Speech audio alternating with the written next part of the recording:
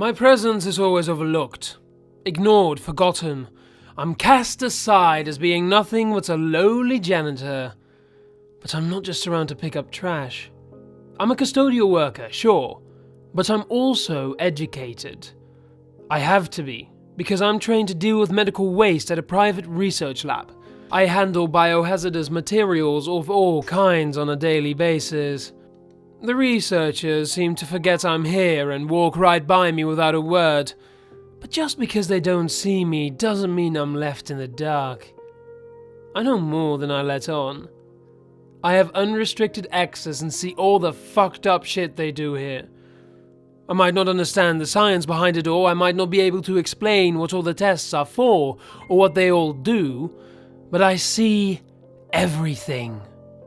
I've seen four-winged butterflies, I've spotted weirdly misshapen pigeons, I've cleaned up blobs of molten animal skins, I've watched a monkey learn to control a biomechanical arm, and yesterday I saw the end of this entire research facility and its team of researchers when one of their experiments went awry. Skinny Rogue, that's what they called him. His official name was Specimen E52187, but no one called him that. See, scientists get a bad rap. They're not nearly as cold and disconnected as you see on TV or in the movies. They tend to get more attached to their creations than you might think. Case in point, there was a piece of tape on the corner of Skinny's tank with his pet name and a smiley face next to it. As far as I could tell, Skinny Rogue was some sort of snake. He was about 2 feet long, thin, flat like a tapeworm. He had a rounded face with 2 tiny glassy blue eyes that never moved. The rest of Skinny was entirely white, but for his little forked red tongue that sometimes slipped out of his little mouth and flapped around like a flag in the breeze. He was kept in a bland terrarium on sub-level 6. Just a layer of gravel and wide open space, nothing more to keep him company. I'd see him slithering along the glass walls at night as I cleaned up. He reminded me of that old game with the snake eating pixels and trying not to bump into itself as it grew bigger. You know, the one everyone had on those big fancy calculators in algebra class. I'm not sure if Skinny could see me, but sometimes it looked like he was following me around. Skinny Rogue was definitely one of the most unique specimen I'd seen. Phase 1. Last week, as I was sweeping the floor, I saw the research team standing around Skinny's tank. Catherine, John, and David. Yeah, I knew their names, but damned if a single one of them knew mine. The trio had set up a camera aimed at the tank. Catherine was holding a wriggling millipede with a pair of tweezers. David unscrewed the single flathead screw, keeping the lid at the top of Skinny's tank shut. John opened it. Catherine dropped the millipede inside, and the other two were quick to shut the lid and put the screw back in. It took Skinny Rogue all of 2 seconds to notice the intruder. Before the millipede even had time to get its bearings, Skinny was on it. One chomp was all it took for the millipede to disappear. There was no way they'd set up a camera just to record a feeding. There had to be more to it. The three started writing notes, letting out a few excited gasps. They were so distracted that I managed to get a little closer without drawing any attention to myself. You know how, when a snake eats something big, you can see its shape bulging out of its form? Well, I could see the millipede inside of Skinny. Not just a rounded shape where it had settled in Skinny's stomach, but each and every little leg branching out under the pale white flesh. That's not what bothered me, though. What bothered me was how the legs were spreading out all along Skinny's length, spacing themselves evenly to accommodate the creature a good 10 times longer than the millipede. Then, when the legs finally settled in place, they moved. Skinny Rogue ceased slithering and started skittering instead. The trio of scientists exchanged high fives, congratulations, whoops, and cheers. I let them be and went on with my work so I wouldn't look suspicious. When I made my rounds later that night, Skinny was still running around on its new limbs. Phase 2. In the days following Skinny's transformation, I noticed the little guy filling out a bit. It was like he'd been a balloon and someone had finally inflated him. I wasn't around for any of the other feedings, but I assumed they kept up their steady supply of millipedes, because the millipede storage tank, yeah, we have a millipede storage tank, was emptying out, and fast. Catherine and David came in just as I was emptying the trash bin. "He's ready," said Catherine. "Let's give him a scorpion tonight." David looked hesitant. "You sure you don't want to wait a few days?" Catherine shook her head. "He plateaued as of 7 a.m. this morning. It's time." All right, you know what you're doing," replied David. Catherine smiled brightly and gave him a playful jab on the arm. I wish she'd interact with me like that. Out of everyone at the facility, Catherine was the only one to acknowledge me. But even then, it was hardly more than a courteous smile when we were alone in the lab. More of a pitying look, really. One that meant, "Sorry you had to pick up monkey viscera again." In the evening, I made it a point to stay close to the lab, hoping to watch the show. I wanted to see what would happen with Skinny. Morbid fascination, really. Around 6 p.m, David disappeared into the insect storage room. John and Catherine entered the lab and set up the camera. This is when I, coincidentally, wandered to clean up the medical waste. It wasn't long before David returned with a scorpion in a small box. John unscrewed the lid to Skinny's tank and looked to David as though waiting for approval. David nodded, and John opened the tank. The scorpion was none too happy with its tumble into the tank. As soon as it landed, its tail reared up and readied for attack. It stepped side to side, snapping its pincers aggressively. John screwed the lid quickly as Skinny made his approach. Skinny snapped his mouth towards the scorpion, but the bug was ready for a fight. It clipped Skinny. A bead of sweat rolled down the side of David's face. "He's not ready for this," he whispered, hands reaching for the lid. Catherine stopped him. "Just wait." Skinny Rogue skittered around the scorpion, his little tongue flicking back and forth as though to mock his prey. John looked tense, and David was a nervous wreck. Out of the three, Catherine was the only one to remain calm as Skinny orbited around the insect. Once he formed a near-perfect circle, he violently snapped inwards and coiled around the scorpion from all sides. There was a crunching sound, followed by a gush. It happened so quickly that the scorpion hadn't even had time to react. Skinny scooped up the shattered remains in one gulp. The bulge in his stomach quickly flattened, but nothing happened. "It needs to be alive. Get another one, smaller this time," said Catherine. I quickly looked away as David rushed past me. I pretended I hadn't been watching, but even if they looked right at me, I don't think they would have seen me. I was invisible. I resumed my work while David fetched another scorpion. Once he came back and they had their backs turned, I stopped and watched round 2. The scorpion went in. The lid was closed and screwed shut. Skinny Rogue unhinged his jaw and slurped the smaller scorpion down in one shot. Impressive. I could see the creature's outline in Skinny's body. Its tail seemed to dissect from the rest of it and extend its way down Skinny's tubular shape like sausage meat being stuffed into a goat's intestines. The scorpion's tail became Skinny's tail. His small, weak scales thickened and hardened like an exoskeleton. Still white, but stronger. Skinny pitter-pattered around the terrarium, knocking the sharp tip of the tail against the glass, as though testing it for weakness. John, David, and Catherine were elated. Phase 3. I wasn't able to be there 2 days ago when they performed the next experiment on Skinny. I had an important meeting to attend outside of work, but I was able to see the results in the morning. He'd grown 2 short arms and a pair of strong hind legs, which allowed him to run around, dig, and even move bits of gravel into a nest. A rat, I thought, as I examined his now plump midsection. Skinny Rogue wasn't so skinny anymore. His milky eyes, now larger and with slitted pupils, followed me as I circled around his terrarium. He scurried from one side to the next, scratching at the glass with his newly acquired paws.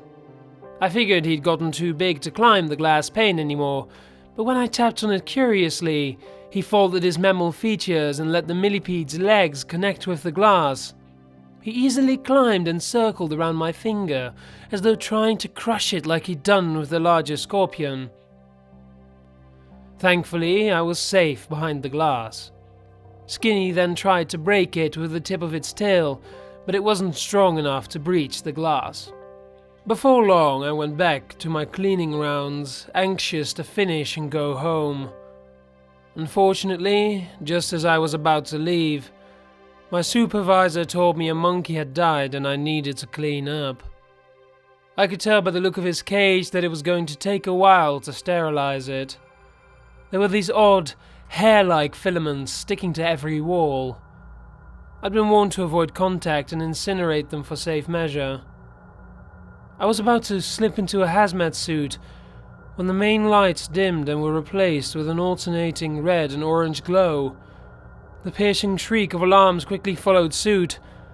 This was the first time I'd been at the facility during an emergency, and though I knew the evacuation protocol, the full sensory assault left me rattled and frozen. I had to get to the access tunnels, I knew that much. Those tunnels had been built for and used explicitly by us lowly custodians so we wouldn't, and I quote, get in the way when carrying waste through the facility. The maze of corridors led to almost every part of the building. They were a sort of underground world for the lesser staff, not unlike a service elevator at the back of a fancy hotel. Something to keep us out of sight, even though we were already basically invisible anyways. I shook myself to my senses, swiped my keycard against the reader nearest to me, and slipped into the tunnels.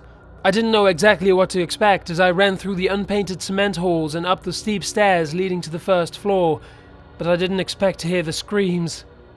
Yeah, I was shocked by how they managed to penetrate the thick concrete walls. I was cut off from what was happening on the other side, but I could tell it was disastrous and gruesome. 1.5 foot of concrete, if I recalled correctly. The screams managed to reverberate through 1.5 foot of concrete! I can only imagine the horrors that could make men and women scream loud enough to manage that. By the time I made it to the first floor and out the access tunnels, I was out of breath and covered in sweat.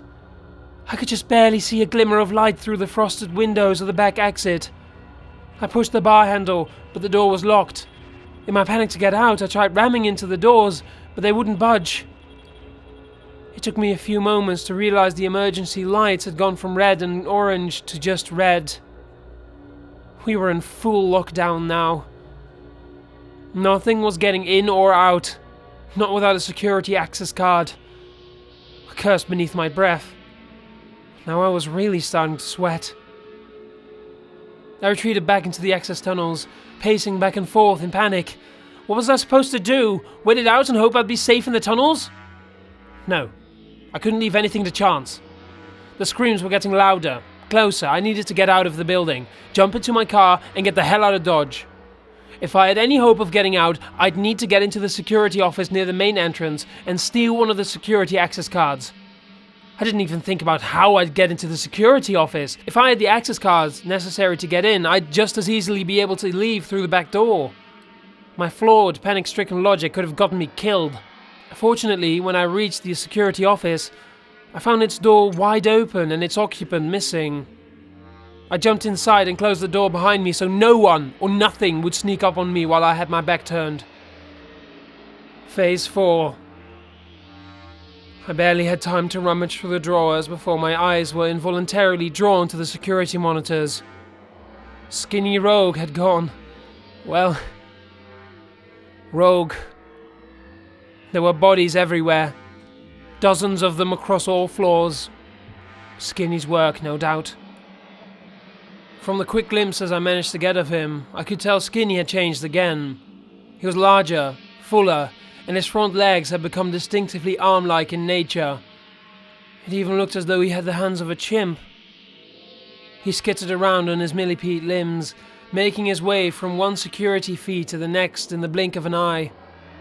From time to time, he'd stop, sit up awkwardly on his hind legs, look around and start running.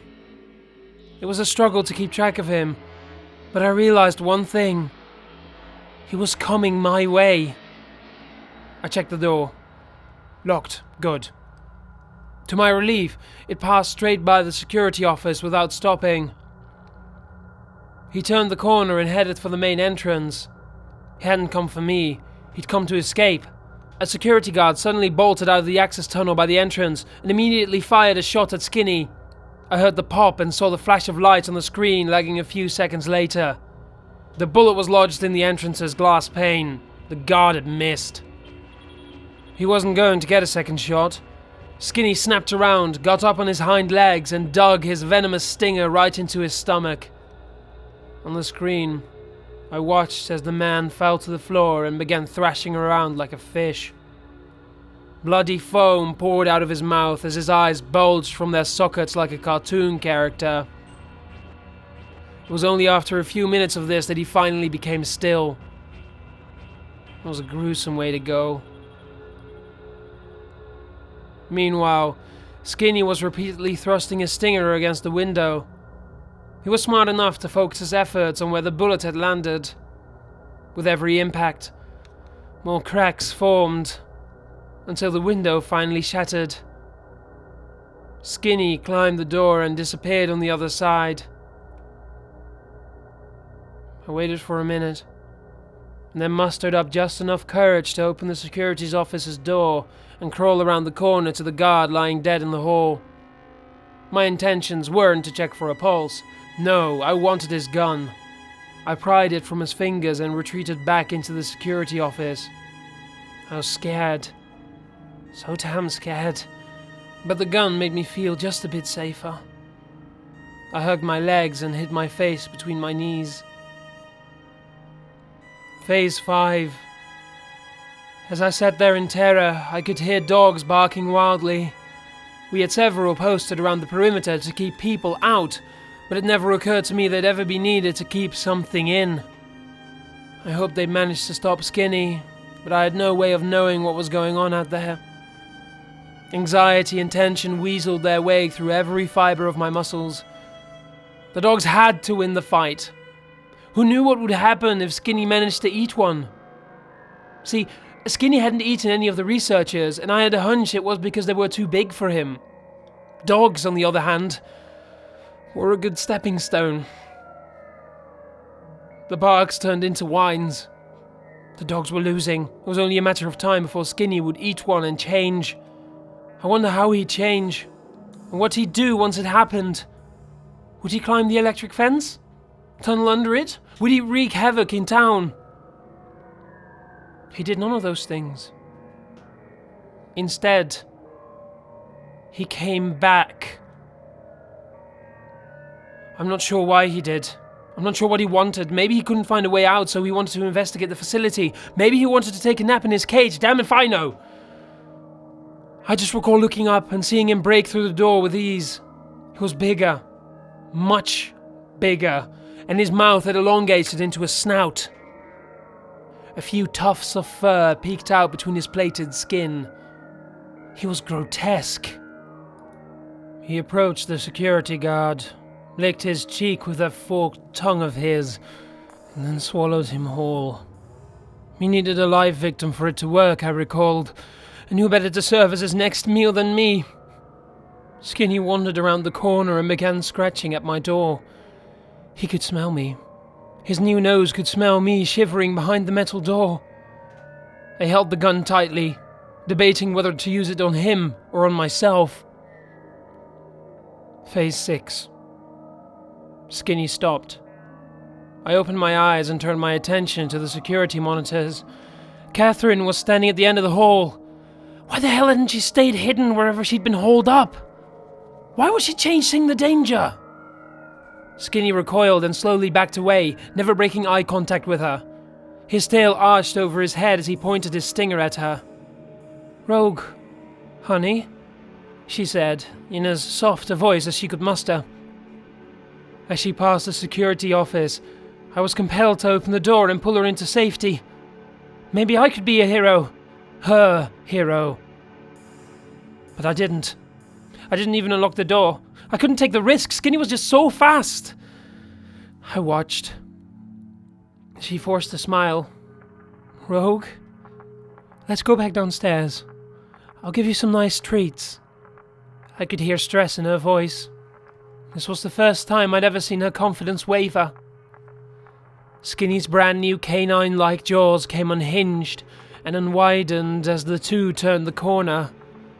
He was going to eat her. I was sure of it. I couldn't let it happen. I couldn't let them take Catherine. Anyone but Catherine. I held the door handle hesitantly, but finally I lunged out of the security office, clutching the gun tightly between my fingers. But I was too late. I rounded the corner just in time to see Skinny dart towards Catherine. She yelled, "Rogue, no!"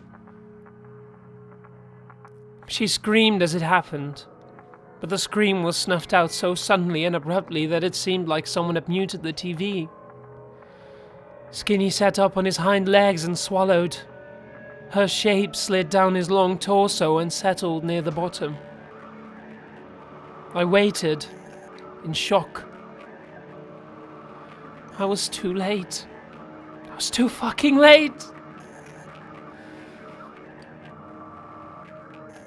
Skinny's body didn't seem to change. Even though he'd eaten Catherine alive, nothing happened. The bulge in his stomach slowly disappeared as though Catherine was dissolving. Maybe Skinny couldn't evolve any further? Then, he turned towards me. His little blue serpentine eyes scanned me head to toe. His mouth spread wide open, his pointed fangs glistening like knives. Everything became blurry as tears welled in my eyes. This was it. This was how I was going to die. He was going to eat me! Skinny suddenly let out a shriek, not of anger, but of fear. "Why?" He bellowed, in a voice that was neither distinctively male nor female. He looked itself over, a clear terror in his beady little eyes. "Why?" I didn't answer. I don't think I could have made a sound even if I wanted to. My mouth had gone dry and my throat had tightened to the diameter of a straw. Skinny shrieked again, his longer legs buckling. His shorter millipede legs pushed him slowly towards me as I stood there still as a statue. I thought he was coming for me, but I couldn't get myself to budge or look at anything but my own 2 feet. And then, I felt his shadow on me. I closed my eyes tightly. Terrified, my final moments were going to be spent on the slip and slide to hell. But I was wrong. Skinny wasn't coming for me. Skinny's stinger nudged the gun towards him. He took it in his chimpanzee hand. I hadn't even realized I'd dropped it. "No, no, no," he moaned. I looked up slowly, only to see Skinny lowering his head closer to his hands. He brought the barrel of the gun to his temple and fired. I heard a splat and a thunk as he fell dead. It was over. I was safe. I don't know what exactly Skinny took from Catherine. Maybe it was her soul, maybe it was her brain, or maybe something else entirely. I'll probably never know for sure. Whatever it was, I think it's the only reason I'm alive now, so I'm grateful to Catherine. When all was said and done, I did my job. I cleaned up. After all, that's what I'm paid for, right? The lab was a mess, and I was just a lowly janitor. I mean, like I said earlier, I'm trained to handle biohazardous materials and dispose of medical waste. I'm educated, but you couldn't tell that much by looking at my meager salary. I wasn't too pleased when I realized recently that some high school janitors make about as much as I do, when all they have to deal with is graffiti and gum. So, when the representative of a lab we often competed against for grants approached me a few days ago and offered me $200,000 for a single flathead screw, the screw to the lid of Skinny's tank, I accepted. And I don't regret it.